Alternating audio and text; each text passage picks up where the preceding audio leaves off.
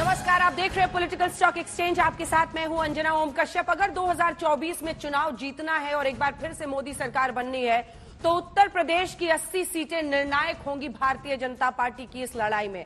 वहीं अगर विपक्ष इन 80 सीटों पर प्रभावी तरीके से बीजेपी को पीछे छोड़ सकता है तो फिर उनके लिए फायदे की स्थिति बनेगी। यानी यूपी की 80 सीटें 2024 के फैसलों को सीधा प्रभावित कर सकती हैं, चाहे वो मोदी के पक्ष में हो या फिर विपक्ष के पक्ष में। आज इसी पर हम चर्चा करेंगे, लेकिन आंकड़ों के लेंस से। और इसीलिए पॉलिटिकल स्टॉक एक्सचेंज में कौन कहां पर खड़ा है ये बताने के लिए आइए सबसे पहले आपका परिचय खास मेहमानों से करा दें। राकेश त्रिपाठी जी हमारे साथ, प्रवक्ता बीजेपी उत्तर प्रदेश के, यहाँ पर स्टूडियो में जुड़ गए हैं। अनुराग भदौरिया जी, प्रवक्ता समाजवादी पार्टी के। अतुल लोंडे पाटिल साहब हमारे साथ, प्रवक्ता कांग्रेस पार्टी के, जुड़ गए इस चर्चा में। Professor Sanjay Kumar, psephologist, professor and को डायरेक्टर लोकनीति CSDS के, हमारे साथ चर्चा में शामिल रहेंगे, क्योंकि इन्होंने भी बहुत दिलचस्प आंकड़े दिए हैं कि 17 और 22 में किसका साथ दिया था, किस जाति के लोगों ने उत्तर प्रदेश में। इसे दुर्भाग्यपूर्ण कहिए या सौभाग्यपूर्ण, जाति के आधार पर उत्तर प्रदेश और बिहार जैसे राज्यों में वोट पड़ता है, जिसको भुनाने के लिए पार्टियां अपनी रणनीति बनाती हैं। तो आइए सबसे पहले आपको बताते हैं लोकसभा चुनाव में उत्तर प्रदेश में ने किस तरफ वोट किया है।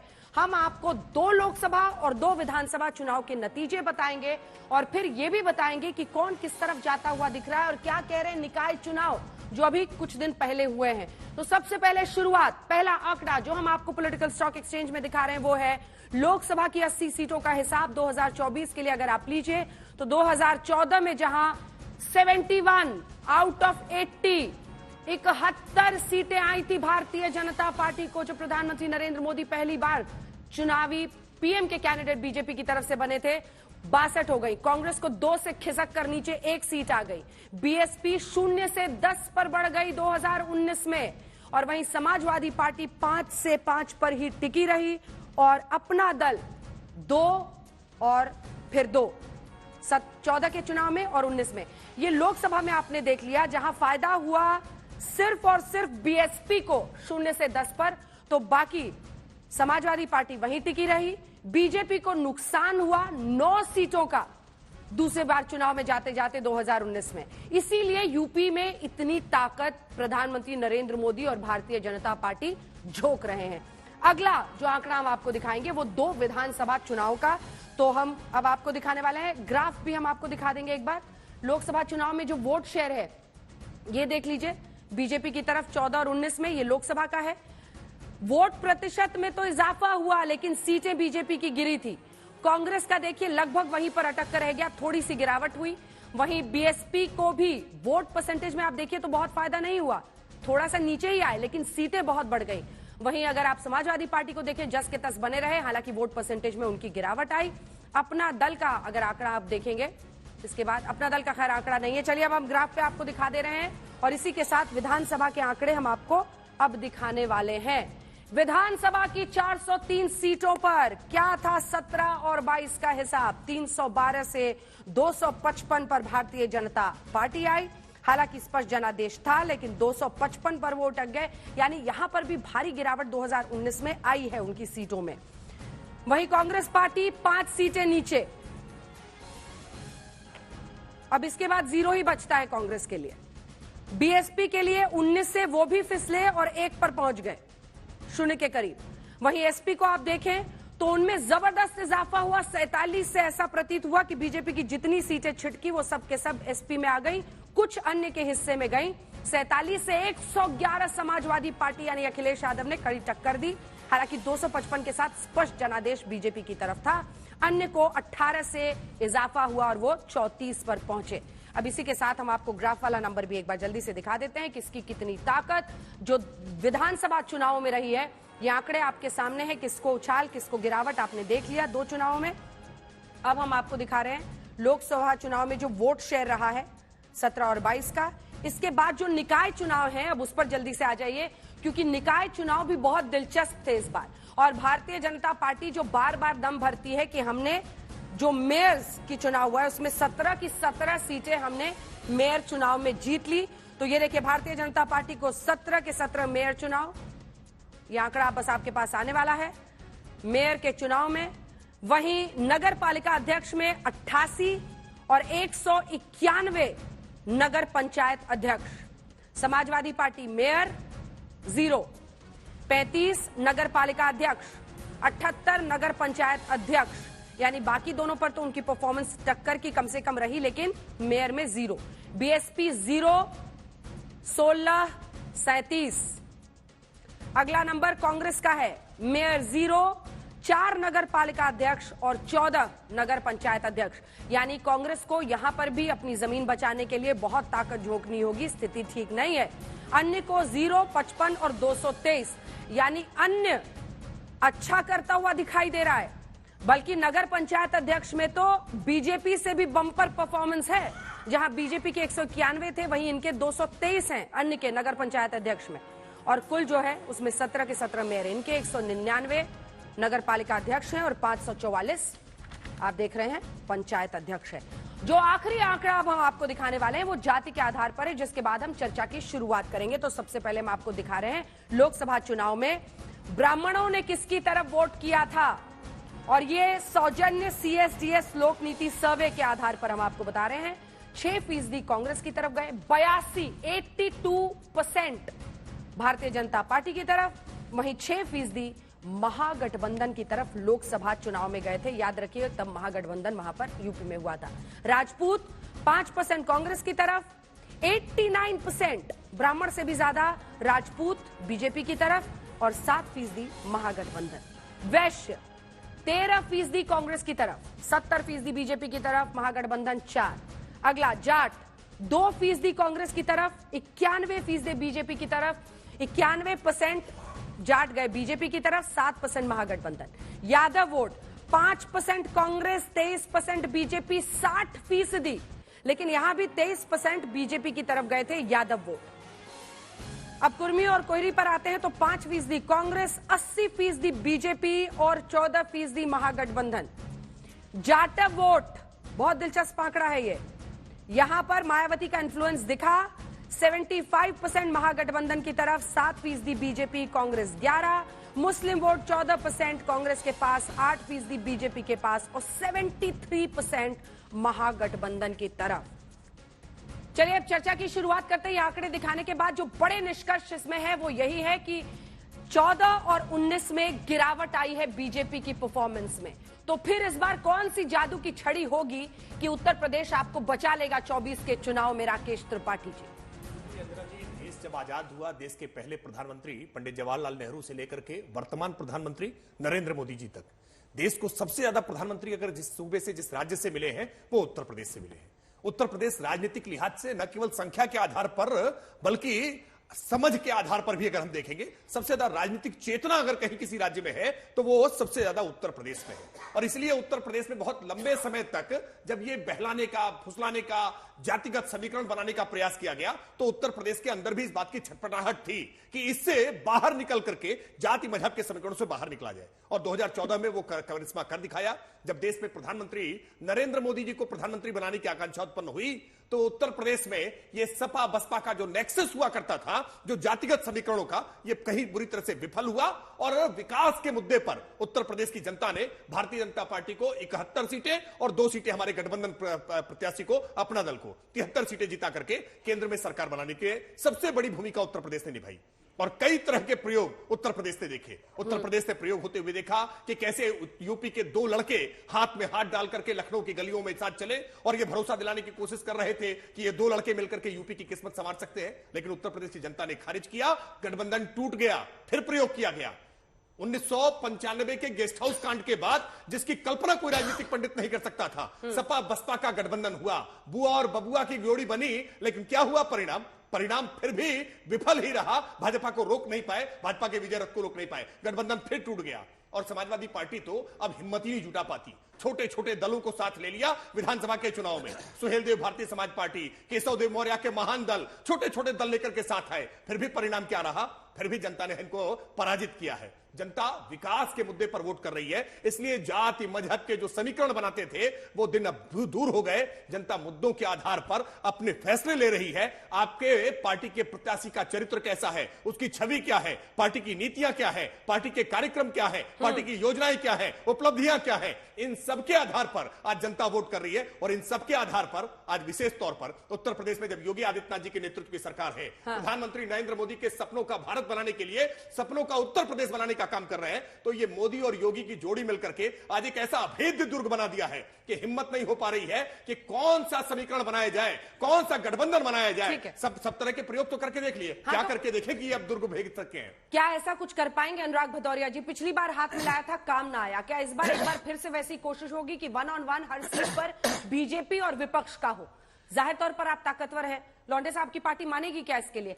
क्या रणनीति है जिससे आप ये रथ जो 24 का है उसको इन 80 सीटों से रोक पाएंगे? देखिए, उत्तर प्रदेश में जाति धर्म की राजनीति कौन करता है मुझे बताने की जरूरत नहीं है। ये सभी जानते हैं कि भारतीय जनता पार्टी को विकास से कोई लेना देना नहीं है। विकास की बात तो करते भी नहीं है, कभी आपने सुना भी नहीं होगा। अभी आपने देखा होगा जिस तरह की एक खबर पढ़ने को मिली कि भाई इन्होंने इन्वेस्टर समिट की थी, बहुत सारे इन्वेस्टर इन्होंने बुलाए थे उसमें। अब इनसे पूछना चाहता हूं आजकल वो हैं कहां, वो इन्वेस्टमेंट है कहां पे? अब तो आप खोज रहे हैं भैया, पता लगाओ कौन कौन आ गया था उसमें इन्वेस्टर समिट में साइन कर गया था, आजकल वो हैं कहां पे? तो आप इस तरह का जो माहौल बनाते उत्तर प्रदेश के अंदर में कि विकास की बात तो आपको करनी नहीं, एक बात। दूसरी बात, आप देखिए उत्तर प्रदेश के अंदर में कैसा माहौल है। भाई उत्तर प्रदेश ने आपको जिताया था, लेकिन आपने उसके बदले में दिया क्या? हाथरस जैसी घटनाएं हुई। उसके बदले में क्या हुआ?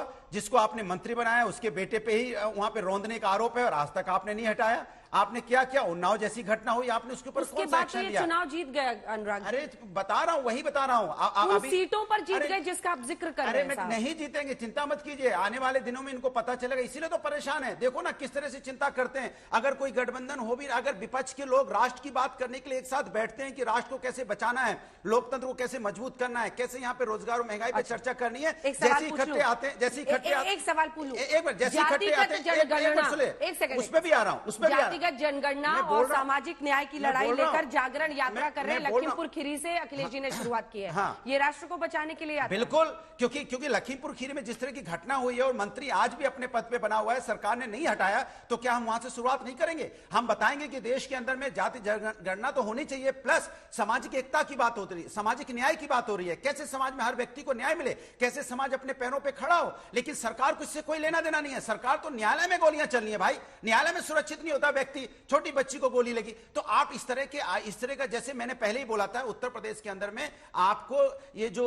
हमारे अपराधियों की जो फैक्ट्री पनप रही है उसको बंद करने की जरूरत है। अपराधी तो आप खत्म कर देंगे, लेकिन अपराध की फैक्ट्री जब तक आप नहीं रोकेंगे, उत्तर प्रदेश में अपराध बढ़ता ही जाएगा। हम बार बार सरकार को चिता रहे हैं कि आप अपराध की फैक्ट्रियां बंद कीजिए। हथियार कहां से आ रहे हैं? हथियार कैसे पहुंच जा रहे हैं? आप तो कह रहे हो आप हथियार नहीं आ रहे, तो कैसे हथियार पहुंच रहे हैं कि आप हिम्मत इतनी आ जा रही है उन लड़कों में कि न्यायालय के अंदर जाके गोली मार दे रहे हैं? तो ये जनता देख रही है। जनता ये भी देख रही है किसान कितना परेशान है। किसान को आपने क्या दिया आज तक? किसान बेचारा हमेशा अपनी एमएसपी की मांग करता रहता है, तो अभी कुछ आपने सुना भी? बनना आप सुनना नहीं चाहते, ना किसान की बात सुनना चाहते, ना महिलाओं की बात सुनना चाहते, ना युवाओं की बात सुनना चाहते, ना समाज में जो जनता परेशान है ना उनकी बात सुनना चाहते। इसलिए सब जनता ने मिलकर इस बार तय किया है कि भारतीय जनता पार्टी को सबक सिखाना है। इस बार चुनाव जनता वर्सेस भारतीय जनता पार्टी होगा और जनता भारतीय जनता पार्टी को आईना दिखाएगी कि हमसे जो आपने वादा किया था वो तो आपने पूरा किया नहीं, और जो झूठे वादे हैं इसको अपने वोट के माध्यम से भारतीय जनता पार्टी को करारा जवाब दें। ठीक है, पिछली परफॉर्मेंस में अतुल जी आपकी पार्टी ने देखा कि प्रियंका जी के आने के बावजूद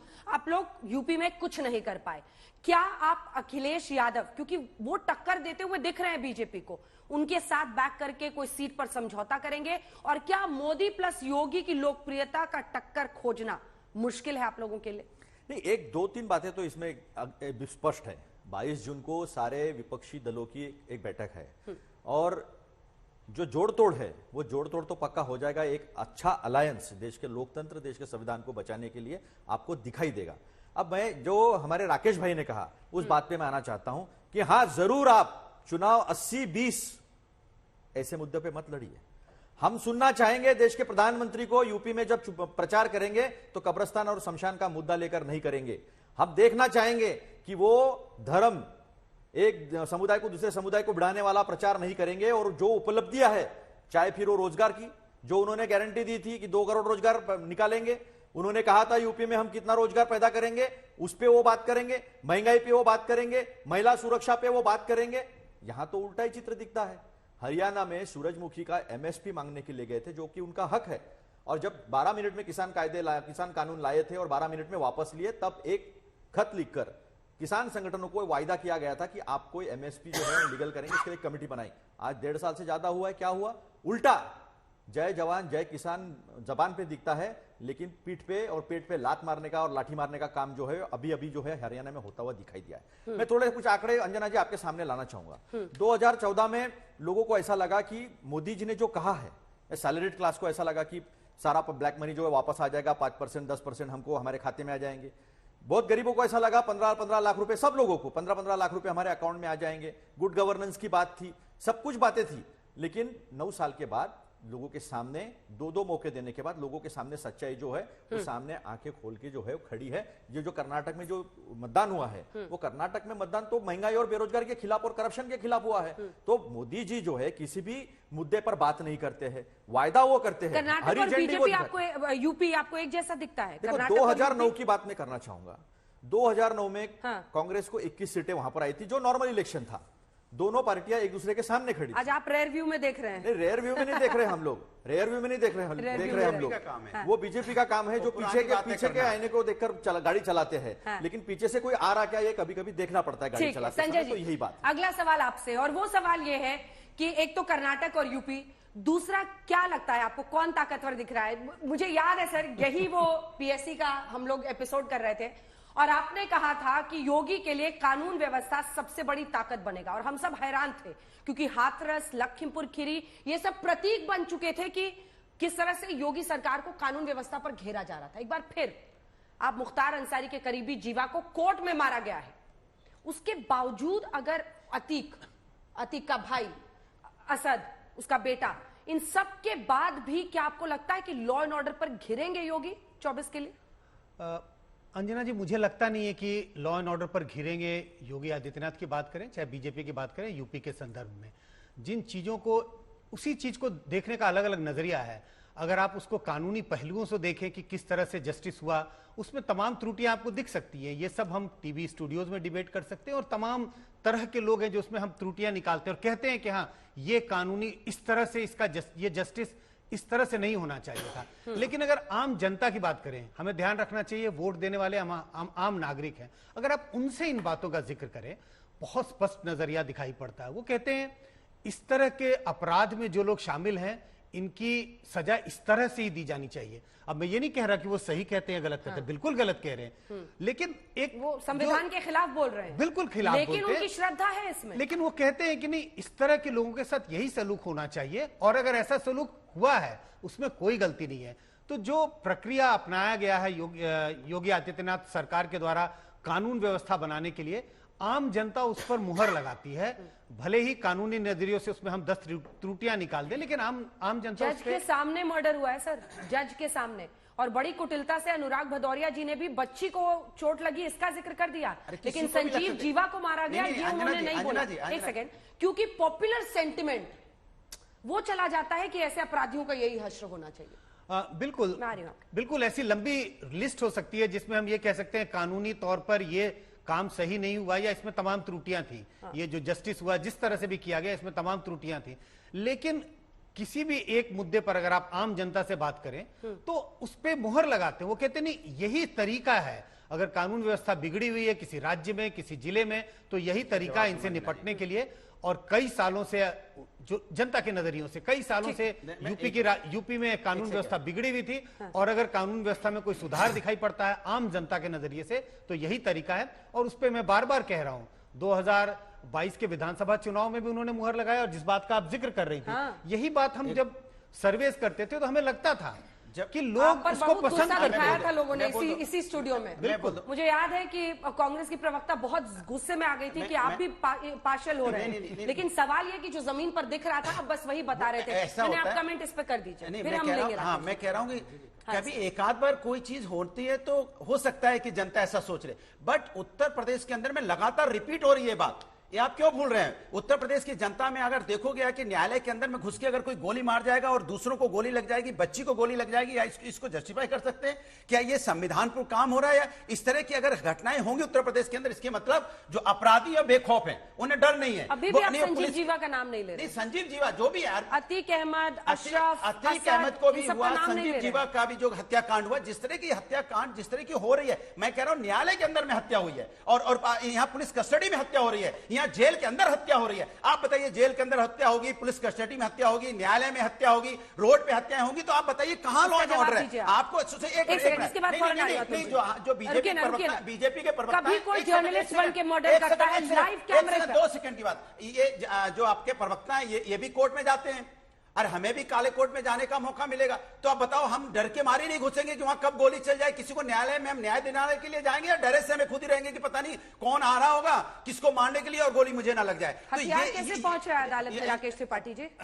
कभी कोई वकील बनकर जज के सामने गोली चला देता है, कभी कोई मीडिया पर्सन बनकर लोगों के बीच में गोली दाग देता है। देखिए, कोर्ट रूम में हत्या का होना निश्चित तौर पर चौंकाने वाला है, दुर्भाग्यपूर्ण है, नहीं होना चाहिए था। लेकिन जिस तरह की पॉलिटिकल लाइन ड्रॉ करके कोशिश की जा रही है कि इसका राजनीतिक नफा नुकसान देखा जा सके, तो अनुराग भदौरिया शायद या तो स्मृति लोप के शिकार हो गए हैं या उन्हें याद नहीं है। वर्ष 2013 में किस तरह से देवेंद्र की हत्या मुजफ्फरनगर में कचहरी परिसर के भीतर। अब सुन लीजिए, पूरी बात सुनिए, आप सुनिए। आपने कहा ना, एक पूरे आप 6 वर्ष के कार्यकाल में एक हत्या के आधार पर कैलकुलेशन कर रहे हैं सरकार का। मैं आपको गिना रहा हूं 2013 में देवेंद्र की हत्या मुजफ्फरनगर कोर्ट परिसर के भीतर, और 2 वर्ष के भीतर ही फिर विक्की त्यागी की हत्या उसी मुजफ्फरनगर के कोर्ट परिसर के भीतर। क्या है अखिलेश जी में और योगी जी में? नहीं, मैं बिल्कुल सरल है। देखिए, रिपीट एक घटनाएं जिस तरह से हुआ करती थी, एक के बाद एक लगातार कोर्ट परिसर के भीतर हत्याएं होती थी, लेकिन तब अनुराग भदौरिया को कोर्ट परिसर के भीतर हत्या अपराध नहीं लगता था। अब वो 2017 के बाद से होती रही, यही कहना चाहते हैं, हत्याएं अपराध हो चुकी हैं। उससे पहले अपराध नहीं होता था, ये शिष्टाचार होता था। अब अनुराग भदौरिया ये तरीका ठीक नहीं होता, ये तरीका ठीक नहीं होता। भाई, मैं आपको बहुत धैर्य से सुनता हूं। मैं दूसरी बात कह रहा हूं। देखिए, मैं अनुराग भदौरिया को आश्वस्त कर रहा हूं, आप काला कोट पहन के जाइए, आपको किसी तरह का कोई खतरा नहीं है। लेकिन जिन्होंने बोया पेड़ बबूल का, तो आम कहां से हुए? ये जो कर रहे हैं ना, जिस तरह की हत्याएं खुलेआम, और ब्रह्मदत्त द्विवेदी की हत्या, कृष्णानंद राय की हत्या, कानूनी पेचीदगियों का सहारा लेकर के बच जाने की कोशिश, ये अपराधी जो थे ना, इतने दुश्मन पैदा किए थे। योगी जी कितने साल से सीएम है?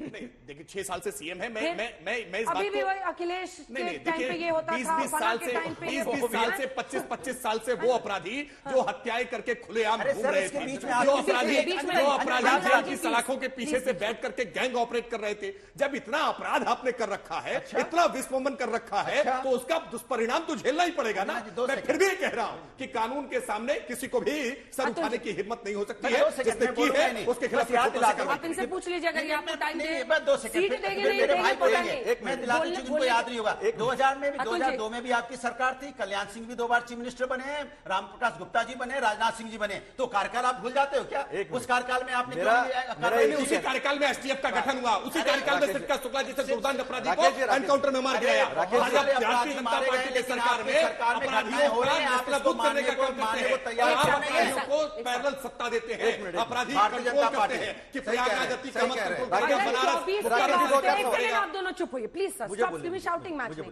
24 के वास्ते अगर यूपी के रास्ते जाना है तो कांग्रेस तो फिर एकदम ही अटक जाएगी। अतुल जी, जरा कांग्रेस पर आए। एक बात तो मुझे इस पे जरूर पूछनी है राकेश जी से।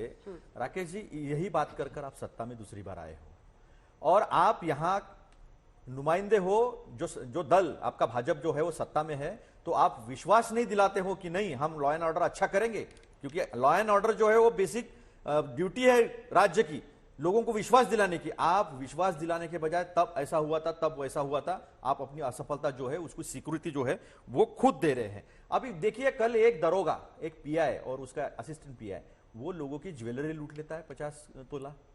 कहां जाएंगे लोग?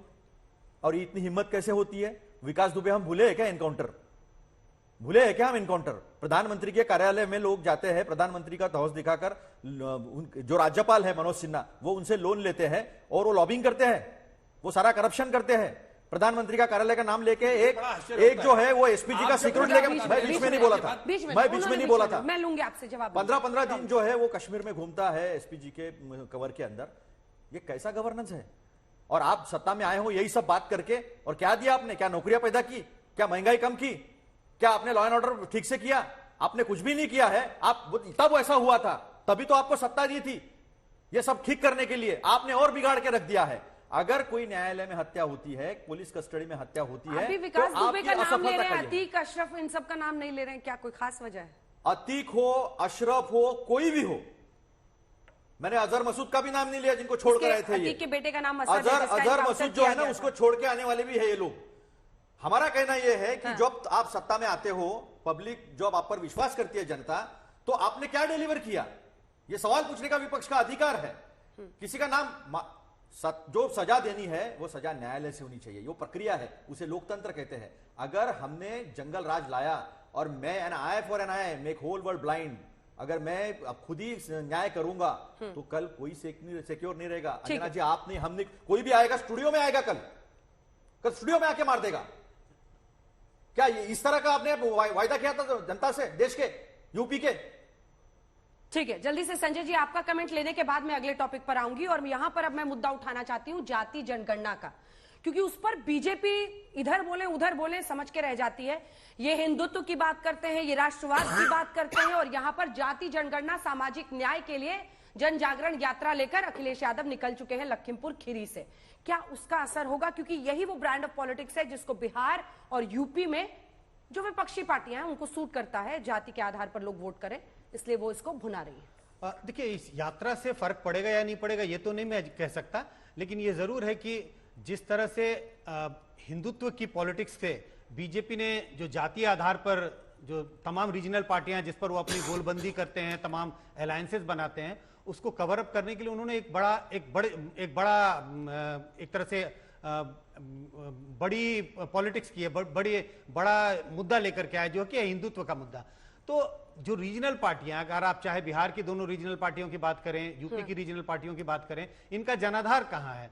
90s के बाद पोस्ट मंडल समय में इनका एक तरह से उदय होता है इन राज्यों की राजनीति में। हाँ। और इनका जनाधार है ओबीसी के बीच में, इनका कोर वोट शेयर आता है ओबीसी से।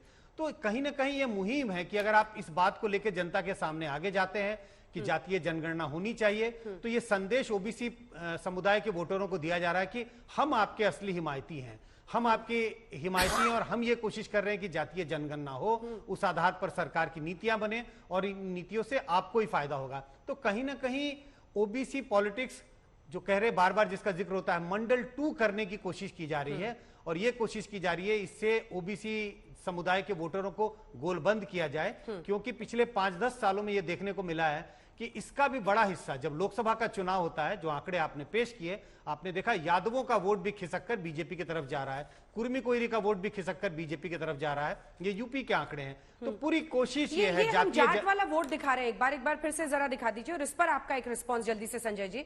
बीजेपी के लिए अगर हम देखें तो 17 और 22 में जाट वोट उनके लिए बढ़ा है, वहीं समाजवादी पार्टी के लिए घटा है, जबकि आरएलडी अब 7 भी है।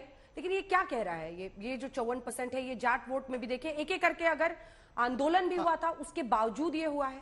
हाँ, ये आप विधानसभा के चुनाव का जिक्र कर रहे हैं। किसान आंदोलन चरम पे था 17 और 22। हाँ, 22 के पहले इस बात का बहुत जिक्र हो रहा था कि किसान नाराज हैं, जाट नाराज हैं, क्या इसका नुकसान होगा बीजेपी को? नुकसान तो होता हुआ दिख रहा है। दोनों आंकड़े बता रहे हैं कि जाट समुदाय में जो उनका जनाधार वो कम हुआ, लेकिन इसके बावजूद ये देखने को मिलता है कि जाटों का वोट भी, मेजॉरिटी वोट बीजेपी के पक्ष में गया।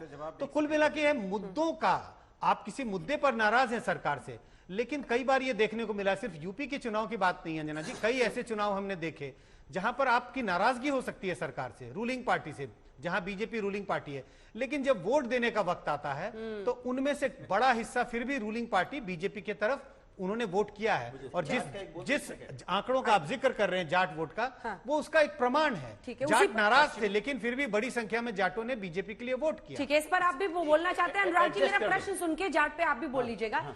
इसीलिए जाति जनगणना को हवा दे रहे हैं चुनावों के पहले, वरना आप पहले भी ला सकते थे जब शासन में थे। हाँ, दोनों का जवाब दे दूं। मैंने कहा जिसपे आपने पश्चिम यूपी की बात की, तो पश्चिमी यूपी में अगर देखेंगे 90 नगर पंचायत अध्यक्ष की सीटें थी, जिसमें से 65 में भारतीय जनता पार्टी हार गई है, मात्र 25-26 सीटें जीती है। और ये भारतीय जनता पार्टी को इस बात का एहसास हो गया है कि अब सभी जनता जो चाहे किसी भी जाति धर्म का हो, अब वो भारतीय जनता पार्टी से खसक रहा है। हम जाति जनगणना की बात इसलिए करते हैं क्योंकि समाज के अंदर में पता होना चाहिए, सिर्फ ओबीसी के लिए नहीं है, सभी जातियों के लिए पता होना चाहिए किसकी कितनी संख्या है। आपको पता होगा तो उसके हिसाब से उनकी आप मदद कर पाएंगे। वो अगर कमजोर है तो उनको आप कैसे उठा पाओगे, कैसे समाज में उनको, इसीलिए हम लोग सामाजिक न्याय की बात कर रहे हैं कि समाज में उन्हें समाज में बराबर न्याय मिले, तभी मिल पाएगा जब हमें उनके आंकड़े हमारे पास होंगे। अगर भारतीय जनता पार्टी इसको नहीं चाहती तो बोले ना कि हम नहीं चाहते हैं, बोले हम जाति गणना, यहाँ पे जाति जनगणना नहीं चाहते, बोलिए आप नहीं चाहते, आप हाँ या ना बीच में रहना चाहते हैं, जनता को अटकाना चाहते हैं, भटकाना चाहते हैं, आप चाहते हैं या नहीं चाहते, ये बताइए। भदौरिया के साथ सवाल पूछते हैं, जवाब नहीं सुनना चाहते हैं, अब जवाब सुन लीजिए। एक डेसिबल मीटर में खरीद रही हूँ वैसे, देखिए हर प्रवक्ता का डेसिबल। जातिगत जनगणना के पीछे इनका मोटिव स्पष्ट है, तो आप नहीं चाहते, ये चाहते हैं कि कैसे फिर से जातीय संघर्ष, जातीय भावनाओं को उभार करके कैसे जातीय संघर्ष के उस पुराने दौर में फिर से वापस लौटाया जाए। याद है हमने देखा है कि कैसे जातीय संघर्ष हुआ करता था, कैसे मजहबी उन्माद हुआ करता था। आज जब ये कंट्रोल में हुआ है, आज सब समरस होकर के साथ बढ़ रहे हैं। अरे भाई, आज ओबीसी कमीशन को संवैधानिक आयोग बनाने का, संवैधानिक दर्जा देने का काम नरेंद्र मोदी की सरकार ने किया। देश के प्रधानमंत्री के पद पर उसी वर्ग से बैठा हुआ व्यक्ति है, उसके बावजूद कैसे भावनाओं को उभारा जा सके, कैसे डिवीजन पैदा किया जा सके, इसके लिए लगातार ये प्रयास कर रहे हैं। लेकिन आप सफल नहीं होंगे, आप सफल नहीं होंगे। देखिए, मैं स्पष्ट कह रहा हूं, आवश्यक ये है कि विकास का पहिया तेज गति से घूमे, हमारी जीडीपी तेज गति से बढ़े, हर आदमी के पास रोजगार पहुंचे, किसानों की स्थितियां बेहतर हो, हर घर नल से जल पहुंचे, पक्का सबको मकान मिले, और इन कामों में मुझे ये प्रयास करते हैं कि कैसे इसको डिरेल करके, इसको भावनात्मक लिहाज से कैसे डिवीजन पैदा किया जा सके। हम इनकी साजिश को सफल होने नहीं देंगे। जो संविधान सम्मत होगा हम वो करने के लिए हमेशा तैयार रहेंगे। मैंने आप जवाब नहीं मिला, जवाब नहीं मिला, चाहते हैं वो कह रहे हैं जो संविधान इससे ज्यादा नहीं कमिट कर सकते, हम समझ सकते हैं, मजबूरी है, नहीं बोल पाएंगे। आप चाह रहे थे राकेश जी की पार्टी न्याय हो, एक साथ नहीं। राकेश जी की पार्टी, भारतीय जनता पार्टी संसद में भी जवाब नहीं देती 20,000 करोड़ कहां से आए, और जेपीसीबी नहीं चाहती, डर लगता है। 2021 में जातिगत जनगणना का निर्णय हुआ था और शुरू हुई थी, तब तो भाजपा काफी अग्रसर थी उस बात पर, जातिगत जनगणना होनी चाहिए। और जातिगत जनगणना क्यों चाहिए? कैसे दोगे स्कॉलरशिप बच्चों को? कैसे निर्धारण करोगे घर किसको देना है? क्या सब अदानी अंबानी और अपने दोस्तों के लिए बनाया है क्या? जब हमारे पास जातिगत जनगणना का आंकड़ा होगा तो स्कॉलरशिप से लेके हॉस्टल में कितना हमको खर्चा करना पड़ेगा, अनाज किसको पहुंचाना है, किसको क्या विकास की योजना है, वो लाभ कैसे पहुंचाना है, लाभ कैसे, फिर आरक्षण भी मैं बताता हूं अंजना जी। तेजस्वी यादव, अखिलेश यादव स्पष्ट कहते हैं कि हिस्सेदारी बढ़ेगी आरक्षण में। क्या कांग्रेस भी सहमत है इससे? देखिए, मुझे एक बात बताइए। हाँ, बिल्कुल सहमत है। देखिए, मुझे एक बात बताइए, जहां जो महंगाई से मार खा रहा है, जो बेरोजगार हो रहा है, जो महिलाओं को मदद करनी है, क्या वो हिंदू नहीं है? जिस देश में 82% से ज्यादा हिंदू है, तकलीफ तो उनको ही ज्यादा है महंगाई की, बेरोजगारी की तकलीफ तो उनको ही ज्यादा है। तो फिर आप हिंदू करोगे, मुसलमान करोगे, ये सब आपका नैरेटिव चलेगा। लेकिन जब हिंदू लोगों को कुछ फायदा पहुंचाने की बात आएगी तो आप तो रेवड़ी की बात करोगे। क्या लोगों को जनगणना कर फायदा पहुंचाना, उनके तक विकास की जो भी योजना है वो पहुंचाना, क्या ये गलत है? क्या ये रेवड़ी है? इसी पर राकेश जी शुरू करते हैं, इसी से शुरू करते हैं। आप लाभार्थी कह के मुफ्त राशन देते हैं, ये 5 गारंटीज कहते हैं, कोई फ्री बिजली, अब तो फ्री बिजली हर पार्टी दे रही है, जो आम आदमी पार्टी ने सबसे पहले दिल्ली में शुरुआत की थी। फिर आप करें तो लाभार्थी, ये करें तो रेवड़ी, ये कैसे चलेगा? देखिए, वास्तविकता में जिसको दिए जाने की आवश्यकता है, और क्या आपके लिए खतरे की घंटी है 5 गारंटी जो कर्नाटक से शुरू किया इन्होंने? सारी गारंटियों का हस्र देख रहे हैं। हम देख रहे हैं कि कैसे ओपीएस के मुद्दे पर भी उन्होंने जो वादे किए हैं वो जमीनी स्तर पर क्या लागू हुए हैं, कितनी गारंटियां इन्होंने की है, क्या वादे किए हैं। हमने देखा है कि कैसे कमलनाथ जी भी मध्य प्रदेश में कहकर आए थे कि हम 100 दिन के भीतर कर्ज माफ करने जा रहे हैं। क्या हुआ था? हमने अगर उत्तर प्रदेश में कहा था कि 86 लाख किसानों का 36,000 करोड़ रुपए कर्ज माफ करेंगे, तो हमने पहली कैबिनेट की बैठक से माफ करने का काम किया। मैं फिर दोहरा रहा हूं कि 1 लाख रुपए तक का जिनका कर्ज था, जो वास्तविक तौर पर जो अंत्योदय है, जो पंडित दीनदयाल उपाध्याय जी कहते हैं कि पंक्ति में जो सबसे पीछे खड़ा व्यक्ति है, जो अंतिम व्यक्ति है, उसके उत्थान के लिए अगर सरकार को प्रयास करना पड़े तो करना ही चाहिए, सरकार का दायित्व है। हम लोग के लिए समर्पित सरकार है तो हमें उसके लिए करना होगा। लेकिन जो जरूरतमंद नहीं है, आप केवल वोट बैंक के आधार पर आप मुफ्त बिजली की घोषणा करने लगे, मुफ्त का आप नागल अपने लगे और क्या करते हैं, मुफ्त की घोषणा तो करते हैं, सरकार बनते ही तुरंत पीछे के दरवाजे से बिजली के रेट बढ़ा देते हैं। हमने देखा है कि किस तरह से मुफ्त का आप लैपटॉप भी बांटते थे, उत्तर प्रदेश में दावा किया था अखिलेश यादव जी ने, लेकिन किया क्या, केवल अपने चिन्हित लोगों को चुन चुन करके लैपटॉप देना और उसमें भी अपना घोटाला करने का काम किया। ये सच कलई खुल जाती है, कलई खुल जाती है। देखिए आज देश में जो वास्तविकता में जिसकी आवश्यकता थी, कोरोना के कालखंड में जिस तरह की अपेक्षाएं लोगों को हुई कि मुफ्त वैक्सीन मिलना चाहिए, बिल्कुल मिलना चाहिए, ये कोई फ्री का मसला नहीं है, ये वास्तविक आवश्यकता थी। इस आवश्यकता की पूर्ति करने का काम नरेंद्र मोदी जी ने किया। लोगों के लिए उस समय घरों से निकलना मुश्किल था, मुफ्त में अनाज मिलना चाहिए था, 80 करोड़ लोगों को मुफ्त में अनाज देना। मुफ्त राशन वाला स्कीम 24 के पहले खत्म करने में डर गए आप लोग? नहीं, सिंपल प्रश्न कर। नहीं, बिल्कुल नहीं डर गए। देखिए अभी भारत सरकार के पास राशन के भंडार भरे हुए हैं, हमें राशन की कोई कमी नहीं है। देश के लोगों के घर तक राशन पहुंचना चाहिए और मुफ्त में राशन पहुंचाने का काम भारत की सरकार कर रही थी, और ये पेट भरने का काम तो निश्चित तौर पर करना चाहिए। ये बेसिक नीड है, ये बुनियादी आवश्यकता है, लेकिन बिजली फ्री कर देना ये बुनियादी आवश्यकता नहीं है। किसानों की अगर आप कृषि का बिजली का बिल कम करने का काम कर रहे हैं, उसको मुफ्त करने का काम कर रहे हैं, तो निश्चित तौर पर अतुल जी सुनिए, 200 यूनिट के अंदर बिजली इस्तेमाल करने वाला अगर अंत्योदय का पंक्ति में आखिरी बैठा हुआ इंसान नहीं है तो भाजपा को देश की जानकारी नहीं है। आप अंत्योदय 9 साल से चला रहे, आपने 23 करोड़ लोगों को गरीबी रेखा के नीचे डाल दिया, 80 करोड़ लोगों को 5 किलो अनाज अगर आप आज 9 साल के बाद भी दे रहे हो तो आप अपनी असफलता खुद गिना रहे हो। और आप इसके बावजूद आप लोगों को देने को तैयार नहीं है। 200 यूनिट बिजली उसका भी आप खिलाफत करते हो। हमने हर जगह ओपीएस दिया, ओपीएस में जो इन्होंने पैसा लिया था पहले न्यू पेंशन स्कीम में, तो ओपीएस के वक्त हमारे मुख्यमंत्रियों ने इनको लेटर लिखा केंद्र को कि जो न्यू पेंशन स्कीम में आपने योगदान लिया है कर्मचारियों का, वो योगदान उन्हें वापस लौटा दे। ये वापस लौटाने को तैयार नहीं। अभी इनका दूसरा झूठ, 13 मई को ये हार गए बुरी तरह कर्नाटक, 12 मई को अधिकार नहीं है, जो केयर टेकिंग गवर्नमेंट सीएम होता है एक बार चुनाव डिक्लेयर हो जाते हैं, उसके बाद 12 मई को ये बिजली के दाम जो है वो बढ़ा देते हैं। 2021 में खुद ही एक एक्ट लेके आते हैं जिससे राज्य सरकारों के हाथ बांध देते हैं, और 12 मई को कर्नाटक के जनता को ये सजा देते हैं, क्योंकि कर्नाटक के जनता ने इनके खिलाफ मतदान किया था, इनको पता चल गया था 10 तारीख को। उनको सजा देते हैं और उसके दाम बढ़ा देते हैं। तो अच्छा हुआ 2 करोड़ 16 लाख में से 2 करोड़ 14 लाख जो है वो 200 यूनिट बिजली के अंदर बिजली का इस्तेमाल करने वाले हैं। ये सच्चाई है। राकेश जी अगर हिम्मत है तो आप इसको ठुकरा के बताओ,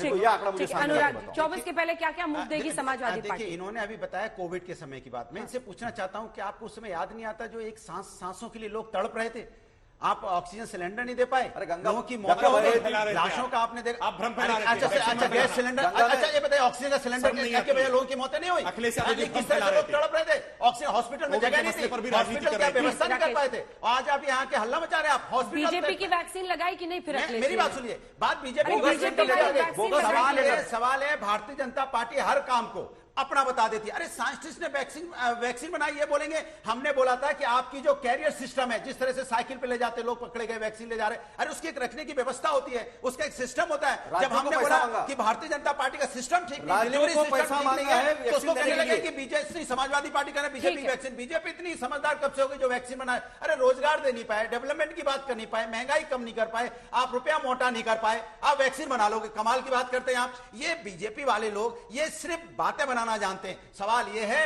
कि आपने 80 करोड़ लोगों को लाइन में पकड़ा दिया झोला, बोले लाइन में लगे रहो, रोजगार हम देंगे नहीं, ये आटा चावल खाओ और बच्चों को स्कूल मत भेजो। वो बेचारे फीस कहां से भरेंगे माँ बाप, जिनका आपने जो रोजगार थे उनका वो भी बेरोजगार हो गए। माने सोचिए माँ बाप बेरोजगार है, बच्चा बड़ा हो गया, बच्चा भी बेरोजगार, माँ बाप भी बेरोजगार। आप बताइए उसका परिवार कैसे चलेगा? आप कहते हो 5 किलो चावल 5 किलो आटा में काम चला देंगे वो? अरे भैया मतलब पीढ़ी से पीढ़ी पे पीढ़ी बेरोजगार बने रहेंगे, मतलब माने उनकी एजुकेशन सिस्टम ही खत्म हो जाएगा। अनुराग जी ठीक है, जल्दी से बेरोजगारी की बात की है। अब आंकड़ों की जुबानी देखेंगे, 17.4 बेरोजगारी की दर थी जब समाजवादी पार्टी की उत्तर प्रदेश में सरकार थी। आज 4% से नीचे बेरोजगारी की दर है जब भारतीय जनता पार्टी की आज उत्तर प्रदेश में सरकार है। अब इसके बावजूद आप बार-बार आप बेरोजगार हो गए, मैं जानता हूं कि अखिलेश यादव जी के लिए उनका पॉलिटिकल कैरियर था, वो कैरियर कहीं ना कहीं डाउनफॉल पे है, वो लगातार बेरोजगार है। संजय जी कंक्लूडिंग रिमार्क, क्या हम 2024 में अनप्रेसिडेंटेड, जहां से गारंटीज आ रही है, मुफ्त की बातें हो रही है, लाभार्थी अलग अलग नाम, लेकिन बहुत सारी ऐसी घोषणाएं देखेंगे पार्टियों की तरफ से, और बी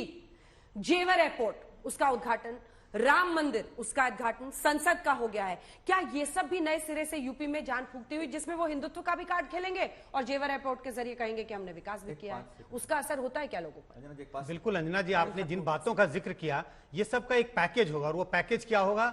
राष्ट्र का विकास। राष्ट्र के विकास के लिए कौन कार्यरत है? प्रधानमंत्री नरेंद्र मोदी। तो जिन बातों का आपने जिक्र किया, इन सब चीजों की एक तरह से घोषणाएं होंगी, इन सब चीजों का अनावरण किया जाएगा, और इन सब चीजों के इन सब मुद्दों पर बीजेपी 2024 के चुनाव में जाएगी। यूपी में इसका फायदा होता हुआ मुझे आज तो कम से कम दिखाई पड़ता है। आने वाले समय में गठबंधन हो जाए तो कोई अलग बात है, लेकिन अगर आज की स्थिति में चुनाव हो तो मुझे लगता है बीजेपी इन सब चीजों को भुना करके जनता के सामने पेश करके काफी फायदा उठाने की स्थिति में मुझे दिखाई। चलिए, वक्त हमें इतने की इजाजत देता है अजय जी। अगली बार आप सभी का बहुत धन्यवाद हमारे साथ पॉलिटिकल स्टॉक एक्सचेंज में जुड़ने के लिए। देश दुनिया की बाकी खबरों के लिए देखते रहिए आज तक।